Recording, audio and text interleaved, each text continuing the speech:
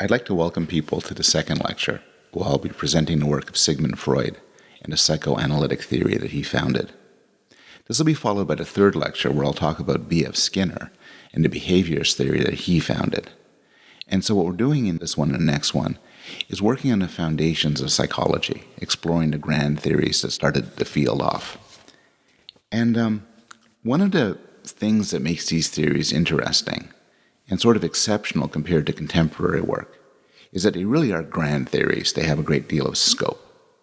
So most of the work we're going to be talking about throughout the course, most of the ideas and research are narrow. They have specific focus, specific domains they're looking at. So you might have a theory of prejudice. That's not going to be the same as a theory of language acquisition. Your explanation for sexual attractiveness isn't going to be the same as your theory of schizophrenia. In contrast, the work of Freud and the work of Skinner, which we'll talk about next week, are meant to encompass just about everything that matters. Now, this isn't a history course.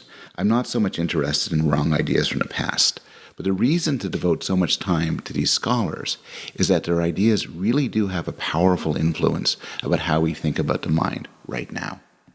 For better or worse, we live in a world profoundly affected by Sigmund Freud. His work has influenced how we think about every aspect of day-to-day life, how we think about the development of children, the causes and cures of mental illness, origins of religion, the nature of war, and everything you want to know about love, romance, and sex.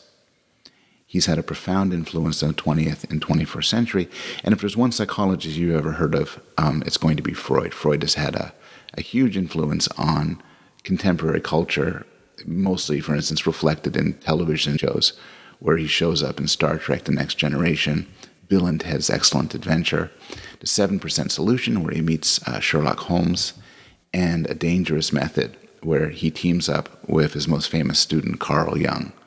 Freud was born in 1856. He spent most of his life in Vienna, Austria, and he died in London soon after retreating there prior to the beginning of World War II. He died in 1939. He's one of the most famous scholars ever, but he's not known for any single discovery. Instead, he's known for the development of an encompassing theory of the mind, an encompassing scientific theory of the mind, developed over the span of many decades. He's a scholar of extraordinary energy and productivity, and was enormously well known in his later life. And he's had a very interesting life. Among many other tidbits about Freud, he suffered from various addictions.